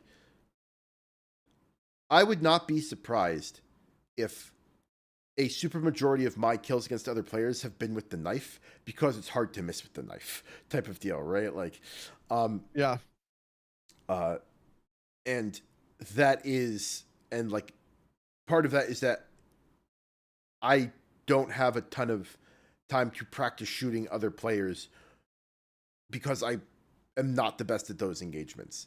I have gotten more practice because I run with a very good player who is named Monarch, right? Like, you know, who, like, and, you know, if we have 2 other people on the line communicating, one of us will be up long enough to, you know, like, we will be able to bumble our way through long enough for Monarch to clean up the remaining teammate, right? Like, you know, or the remaining 2 teammates, and we win a lot of runs. On my own, I'm not quite that good, and it kind of, I think, keeps people out because it's hard to get good at games, because if there's any differential, it's just hard to build up the skill, right? Like if I play COD for an afternoon, I will get pretty decent at the gunplay. I can't say that's true of Marathon, because you might never have the opportunity to actually shoot back at somebody who's shooting at you. Yeah. Okay. How much do you feel like I mean, we can save some of this for the Marathon podcast maybe. I obviously have lots of questions, and I'm sure we can get to some of them, you know, Sure. later on. I don't know what else is going on. You're level 90 and WoW. You finished finished the campaign and everything. Yeah. Do you care? How do you feel about all of this? I like Decimus. I think he's a cool character. Oh yeah, you sent me that message that I wanted to follow up on. You said Decimus is your favorite WoW character in a long time. Just because he's like very sarcastic, right? Like, you know, like his first line to you is like, "I'm just an evil guy, and we can't have culture, of course, because we're just evil," right? Like, which I thought was very hilarious. I kind of can't believe they killed Lithraxion, which spoilers for Midnight, I guess, right? Like, he's the final boss of a dungeon. Oh God, geez, did we just spoil that? I hope not. Yeah. I also don't know if he's like, I could see this being a thing where he's not actually dead and he's mad, right? Type thing. I also was kind of like, the thing that was running through my head as it was happening is like, if you chose to interpret it this way, it's like, you know, once you know, once a bad guy, always a bad guy. There's no true redemption for, even 1,000 years of the light couldn't keep Lithraxion from ultimately succumbing to being a crazy person, right? Which I don't think is the intended message, but is definitely a message that you could read out of it if you were motivated to. We have been going back and forth, and I know you probably don't read the guild Discord, I do not. so you will have missed out on this gigantic argument. We had a huge sort of like debate in the guild about sort of where this stuff is going and kind of what it means. I think I'm ultimately sort of like pro the story for this expansion. I think I like it more than I like the War Within. For a handful of reasons, mostly that are kind of like unrelated to kind of the core sort of like drama that's going on. Like, I don't particularly Erator I think is okay. I quite liked his little quest line. But I don't super love Terralion and Illyria. I sort of I kind of don't care about all that stuff. But I love a lot of these like secondary characters like Decimus or Zuljara would be a great example.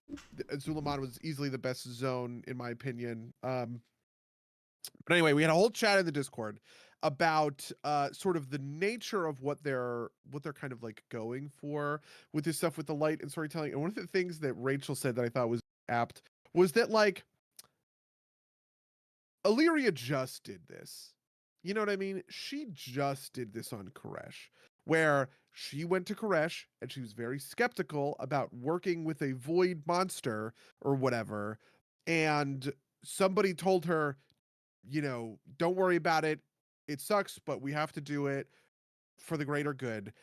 And all of that led to this moment, which is to say, Xalatath filling the Dark Heart with void power and then shooting Azeroth with the Void Storm and all of the rest of that kind of whatever.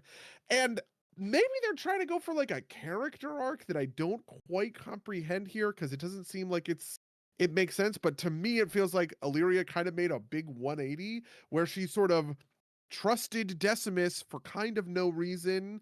And she was just burned and watched her mentor die because they trusted Xalatath, who everyone knew this was a bad idea and was going to bite them in the ass. And she was the one beating that drum. And then now Lithraxion is the one making her points, and she's making Locust Walker's points.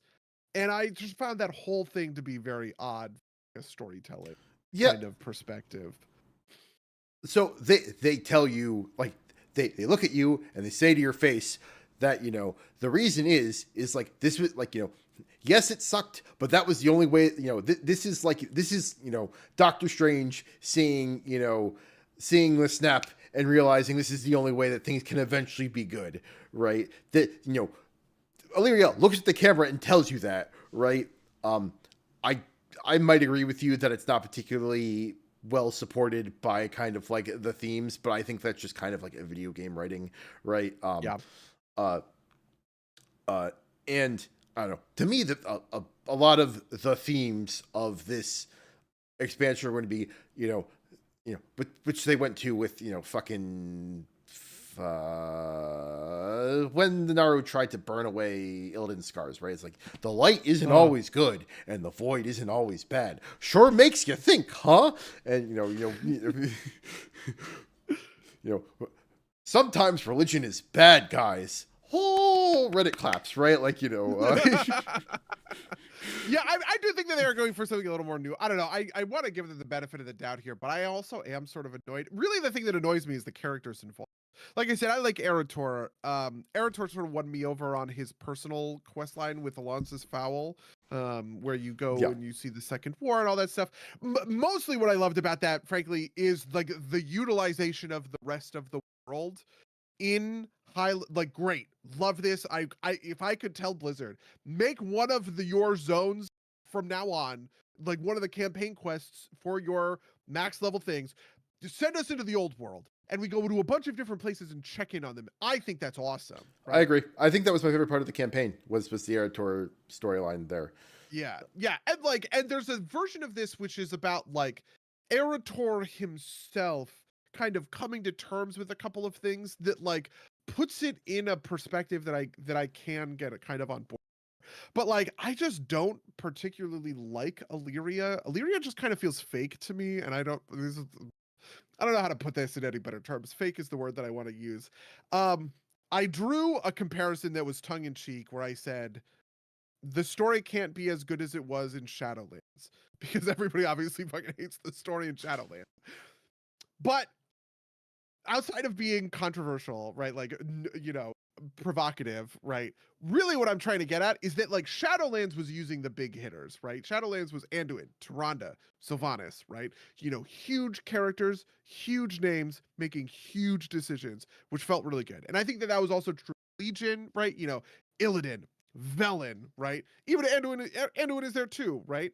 In Battle for Azeroth, right? Obviously you have all the stuff with Sylvanas, but you also even can introduce me to new characters who I can get on board with when it comes to Talanji, right? Or when it comes to the stuff going on in Kultiris with Dalen Proudmoore's kid whose name I don't remember, but she's in Midnight. She has a little cameo. It's cute. It's like you can introduce me to some new characters and get me on board for them. They did this with Juljara. You can use the heavy hitters and get me on board for it. They did this in sort of Shadowlands. Illyria does not feel as if she is on either one of those categories. Illyria is like everyone insists to me that she is supposed to be as important as Sylvanas and Anduin, but she doesn't feel that way to me. She just doesn't.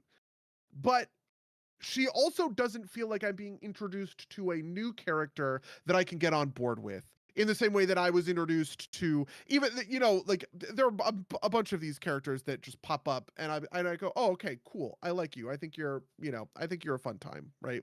So somebody like that might be, I don't know, like I said, Talanji or whoever. Right. Or like even like Flynn Fairwind, right. Doing a bunch of questioning with Flynn Fairwind and Kultiris is a lot of fun. Like that kind of. So Illyria just like falls in this fucking middle ground and I don't know what to do about it, but I kind of don't care about her or what she's up to. I do care about the light void stuff. I think the thing of the Sunwell is shooting a beam into the void storm, I think it's sweet. I'm pretty sure that, you know, the raid comes out in 2 days and it's gonna have a bunch of story stuff and we're all gonna see the cinematic and go, oh my god, you know, like all of that I'm really, but I don't know. I half expect Illyria to say, "The void doesn't kill people. I kill people," right? Like, you know, like, which is like a double level joke. But I don't know. I also there's like little things, right? Like Terralion hitting Eritor, right? Like, you know, This is also we debated this in the like, guild. in the story they treat it like, you know, I can't believe you hit Eritor, right? Like it's like he fucking jumped in front of the blade, right? Like I get being mad at Terralion for being like, you didn't listen to me, and because of that, you ended up injuring me because you didn't trust me, right? Lou in the chat, yeah. like I understand if the you know if Eritor is like, you should have trusted my judgment, right? And listen to me when I said something. But everybody's like mad at like the object level thing that happened, which is he fucking hit Eritor. It's like, no fucking shit! You jumped in front of this blade specifically so that would happen, right? Like, you know. Well, he was mid-swing. Yeah, there's a needle that I want to throw. I do feel this. I do. This was part of the argument. There's a needle that I want to, which I do like. And it's part of what I like about this stuff with Eritor, right? Which is I don't think that the in my mind, the Steelman version of this, shall we say, is Eritor is not mad at his dad for beating him, you know, in the way that like an abusive parent does, right? Like in that, or it is not that Terralion struck his child, shall we say, right? But it is that Terralion was a little too invested in his own conviction and his own self-righteousness and his own whatever that he let himself kind of get carried away and forcing Eritor, which I think is kind of what you're describing here as like a whatever. And I, you know, that's my sort of like read on that kind of situation, right? And I like a lot of there's a needle to thread also a little bit in the follow-up, which is that like I like that the secondary stuff isn't about it's not about adjudicating whether or not what Eritor and Terralion did was right or wrong, right? Like it's not like the story is saying Terralion, you are a bad man because of this, or Eritor, you are bad man because of this, right? Like it's not making that kind of a authoritative judgment. It is about the way that this kid sees his own dad, and all of that is happening sort of like questing, which is what I think makes that Erator chapter of the campaign so good, right? Like this is the subjective level relationship between a kid and his father, even if the inciting event is kind of weird. Yeah, no, and like I do think that that storyline is good. I just think that the specific argument they have about it, like like I would be on board if the World of Warcraft Midnight expansion told me that that's why they were mad at Terralion, but the World of Warcraft Midnight expansion insists on telling me that they are mad at Terralion for the object level thing where he hit hit Erator. Yeah, I think this is why Lou said thank you in the chat. She's also made that point in the guild Discord or whatever. Yeah, there's also a part of me that wonders if the cinematic is better. It looks weird. It all happens very fast. Oh, like the in-engine part. It's an in-engine one, Yeah. right? Like, yeah. Yeah. And it's just like, you could kind of maybe if they put a little more effort into that one or one of those, we could have gotten there.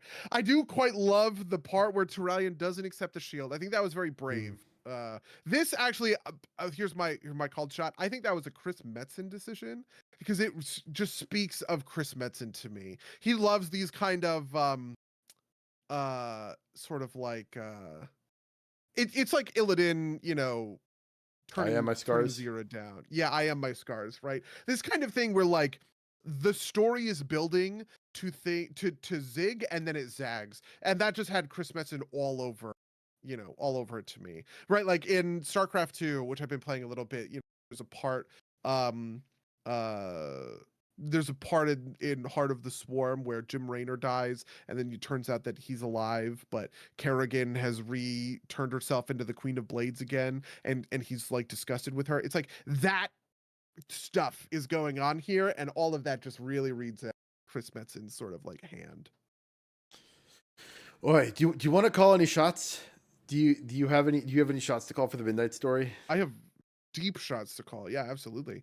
That what Xal'atath is doing is this is the most obvious one in my mind. There's a couple of obvious ones. This is the first most obvious one. Xal'atath is trying to suck the Naru out of Illyria for her dark purposes, and she is going to succeed at that in wherever, whatever raid it will come to. That this is Xal'atath's whole big plan. It's why she's interested in Illyria in the first.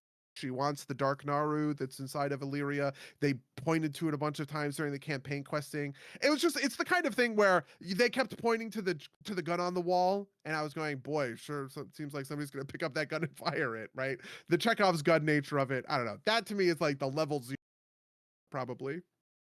Okay, no, that makes sense. I think my big called shot is like with regards to the shield. I think there's going to be a moment where like Erator is on the ground and Terralion is going to pick up the shield because he has to, and there's going to be big swelling music when it happens. Whoa, that's interesting. Actually, that's kind of neat. But this is Mango doing tropes, not like this. Part of the thing here is like because I do not know the lore super deeply. I just kind of make like, oh, this is what the curve of the story is. That's where I see like, it folding out to. Even if he doesn't end up like holding on to the shield, I think it's going to happen at some point. But that's just because I think that would be a cool moment, and that's a cool moment that they want to do. This one's also pretty obvious. Did you do the stay a while and listen with the Zul'Aman campaign? Oh yeah, is Zul'Jan going to do a heel turn? There are two moments, right? Because like, when you finish the quest, he seems like he's going to do a heel turn. But then when you go back to the town and you do the stay a while and listen, he's like, maybe you're right, sister. And so I can't, I feel like they left that open and they can do it whichever way they want. There's a lot of supporting evidence. I mean, so obviously there's the island that's across sort of the strait from Zul'Aman with a big bridge that's broken down or whatever. And it's just like screaming for a patch zone. But there's sort of a question about whether that's going to be like a patch or a mod patch. And I kind of think it could go sort of either way. It's something like the Siren Isle, where the Siren Isle was foreshadowed and all of this other kind of stuff. It was ultimately pretty unimportant to the War Within storyline. I think that maybe there's something there. A couple of other called shots. Well, so do you Oh, think that sure. What's that? Zoljan is going to do a heel turn? Like, because I'll put up my note. I think he's not, because that would make Zoljara too incorrect for the purposes of the story. Again, this is me following the curves of tropes. Do you think he's going to do the heel turn? I don't know. I guess my answer was yes. He really does have like future bad guy vibes. Um,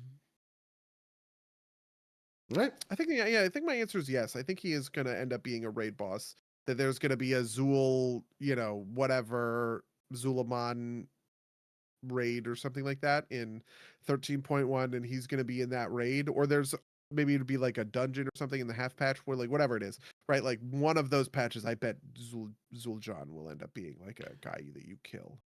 I could, so I could see that, but I think that if they do that, we're not going to kill him, and he's going to, he'll fate. Like, he will eventually like come full circle. I don't think one, I don't think he becomes a big bad guy, and two, if he does, I don't think he stays a bad guy. I don't think they Okay. kill. Just because. Oh yeah, like maybe they redeem him in the end, or Zuljara goes, "See, this is why the Loa were so important," or something. So something like that, yeah. Mm-hmm. Okay. Some other called shots that are interesting. People think Astalor is Denathrius, and that Anguish is just Anima, and that he's doing his Revendra thing on Azeroth. What do you think? I could buy that. This is also like, this is the type of thing where in 5 years, someone will talk to Jason Schreier and say, we just reused the assets, but then people started talking about how it could be Denathrius. And we're like, that's a good idea. And we did it, right? Like, I also think it's a great idea. I would love it to be the case. I love Denathrius. I also just like want them to like tap back into Shadowlands lore more, right? Like I just think that, I don't know. My thing is that they will reap better rewards by just canonizing more and more of Shadowlands over time, right? Just folding it into sort of stuff. And I think that Denathrius coming back in this expansion as Astalor, or like working for Denathrius or something like that. Interesting. I'd be on board for that. Another one. This one is really wild. Do you know in Herondar they talk about the goddess? Okay. yeah, the one that escaped from the cradle or whatever, or hasn't been in the, like, and part of the revelation is that she was never in the cradle, right? Like they never saw her in the cradle, right? Yeah, they got to Herondar and she was no longer in the cradle expected her to be in, right? Who do you think the goddess is? Or do you want me to just say it? Is it Azeroth? Yeah, I think the implication is that it's Azeroth, but I think it's not Azeroth. There's a lot of people who actually think it's Yasharaj, which is the old god that was killed by the Titans. They ripped sort of like Yasharaj out of the world, and which created the Well of Eternity. And it's why they had to imprison the other old gods, because they realized that ripping old gods out of the surface of the planet in the way they did with Yasharaj was bad. But there's like a lot of Shaw in that zone, which I think kind of corroborates this theory. And obviously it connects to the Rift of Aln, which we've always known. And the name of the goddess is Alnhara. And I don't know. I think there's maybe something there. The other thing is that there was a world tree that was grown before the Titans got, or no, not before the Titans got it's before the Titans got back to Azeroth, I guess. And that world tree got ripped out by Amenthul as well, which maybe that's the goddess, which is sort of this like nature deity that the Titans killed and is going to be part of the last Titan or whatever.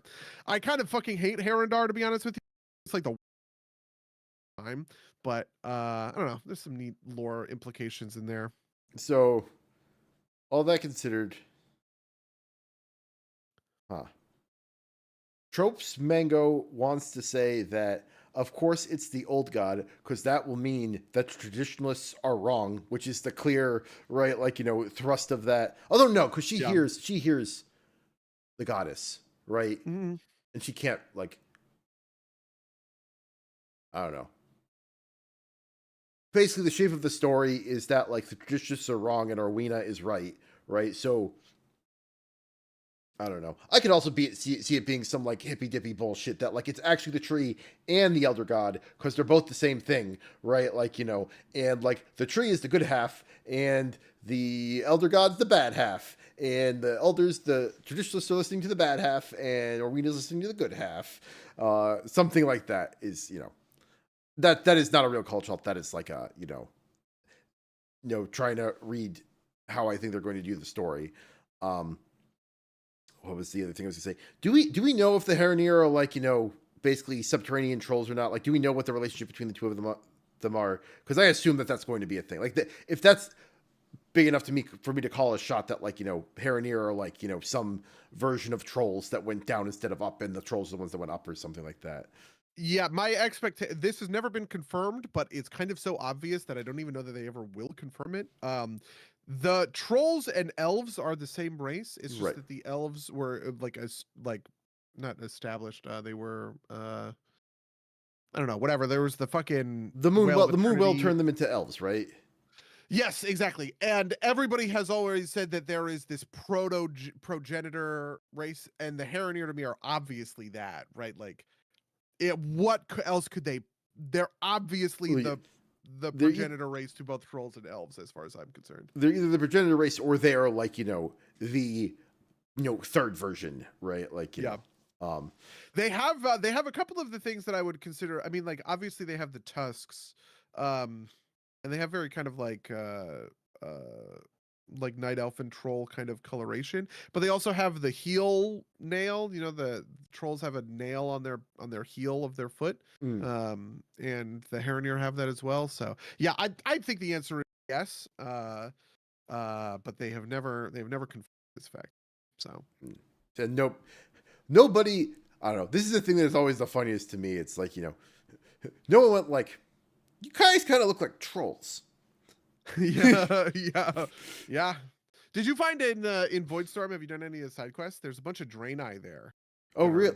Oh, yeah. Well, they're are they Draenei or are they the like the what was their name before?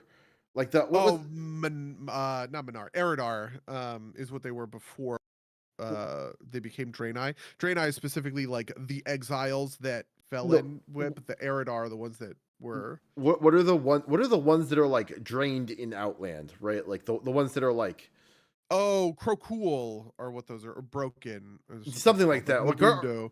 I feel like when I saw them, I thought that they were like the the broken one version of them.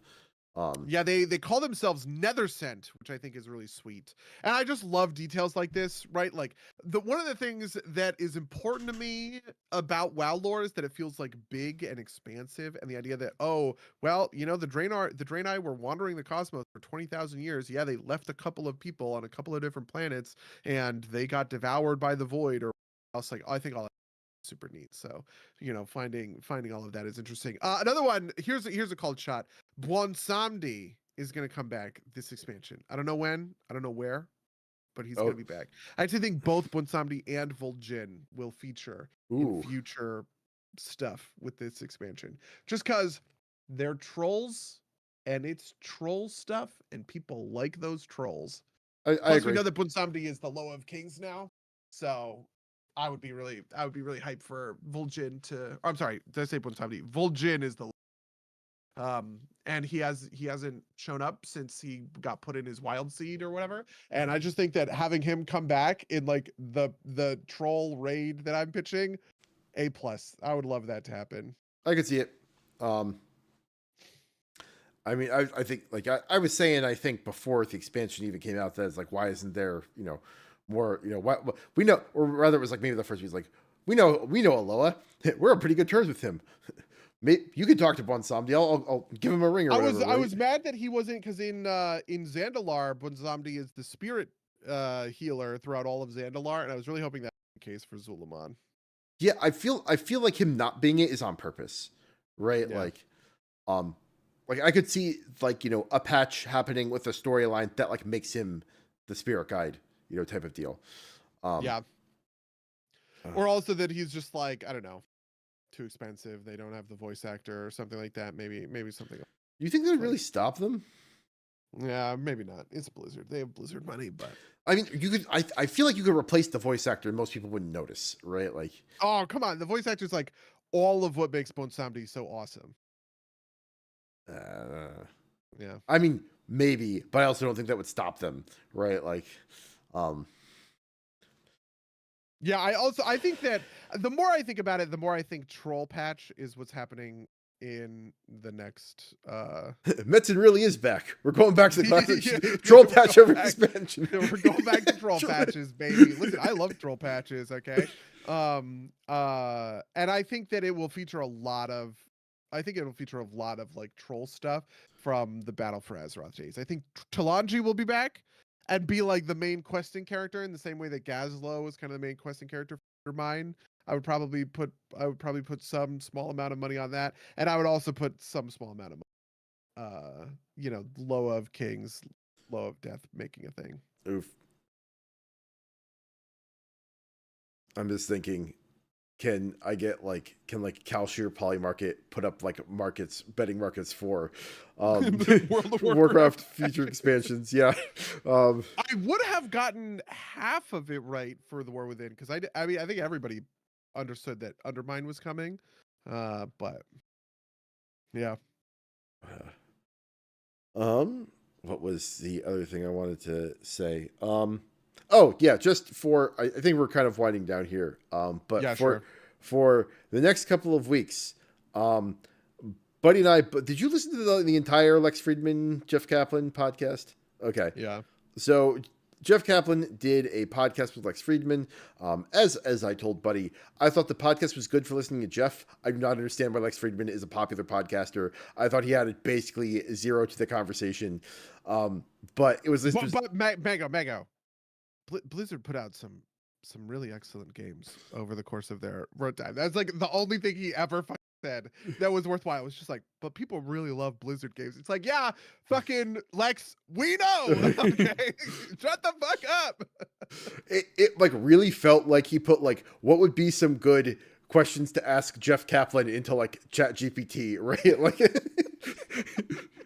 And he got Jeff Kaplan to talk, which was interesting and I think worth it. And I had a lot of fun listening to Jeff Kaplan talk, including some things that were interesting, some things that were kind of infuriating. Yeah, tell me about it, man. And as part of this, we are both going to try and get through Play Nice by Jason Schreier, which is about Blizzard. And we're maybe going to talk about that over the next couple of weeks. So if you guys at home are interested in reading and or listening along, the fucking Lex Friedman podcast is like 4 hours long or 5 hours long.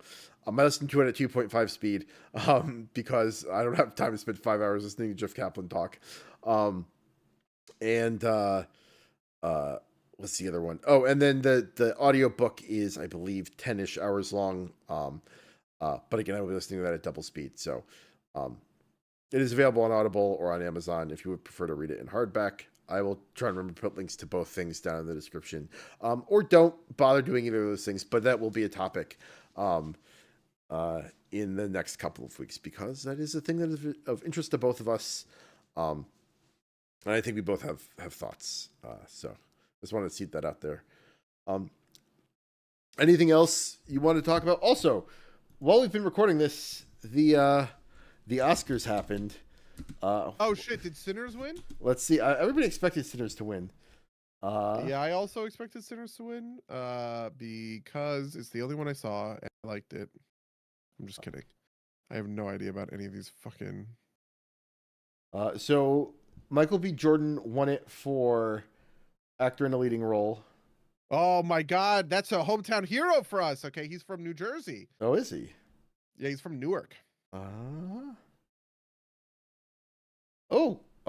Amy Madigan won actress in supporting role for Weapons, which was my two favorite movies of the year were probably, and they might have been the only two movies of the year that I have seen. So maybe I'm telling on myself, but were Weapons and Eddington.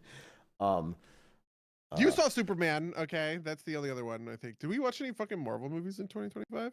I don't think we did. God. Are you ready to do a Star Wars episode? Okay, we're gonna have to get back into Star Wars for Mandalorian and Grogu. Have they not like put up, but Best Picture? Uh, Maybe it's not done yet. I guess it isn't done yet. How is Okay. it not done yet? How is Best Actor done, but It's got to be Best near the Picture? end, right? Like, Yeah, it's typically like Best Actor, Best Actress, Best Picture. uh, this is I cannot believe.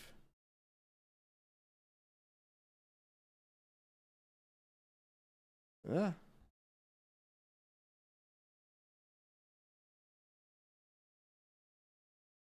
Yeah. Whatever. I don't know. Have you seen what are the other big ones? So the big ones on everybody's mind are, what is it, like Begonia, Hamnet, Sinners, One Battle After Another, Seen Sinners, have not seen One Battle After Another. Marty Supreme. I haven't seen Marty Supreme, even though I did want to. I don't fucking see movies. There's no movie theater in Concord. I have to drive like 45 minutes to go see them. It's like impossible. I didn't even see fucking Avatar 3. If I was going to see any movie from 2025, it was the Avatar 3. So the thing I have heard is that the Safdie brothers got into an argument, and then one did Marty Supreme, and the other did the MMA one with The Rock, which I cannot remember the name of now. I heard that one was actually quite good. The Smashing Machine. The Smashing Machine. I've heard that they're both good, but they clearly need each other because, like, Marty Supreme is like all sizzle and no like emotional core, and the Smash Machine is all emotional core and no sizzle. So I have lots of opinions about movies because I've been watching Patrick H. Willems, and so I am just farming all of his opinions for my opinions. But I do want to say that Patrick H. Willems introduced a Muppet into his show called Nobbles the Content Goblin, and he mostly like a puppet, right? But it's obviously a puppet with like felt or whatever. And he's mostly there to kind of do the thing of like, you know how in this is like a trope in like sitcoms or whatever. In a sitcom, you'll have somebody who's like it's like Flanders. He's sort of the Flanders to Patrick's like Homer. Like Patrick really hates the word content. He thinks it sucks. It's it devalues art. All of the normal things that you sort of say about. So the fact that like Nobbles is the content gobbler, right? It really like, gets on his nerves. And Nobbles will like offer certain opinions that are like it's the kind of opinions that you would see on that Culture Crave Twitter account or something. Do you know what I mean? Just like super basic and normie or whatever. So it's like the obvious thing. Yeah. Yeah, exactly. They made a joke about Aragorn kicking the helmet that I was like, oh my God, this is made for me.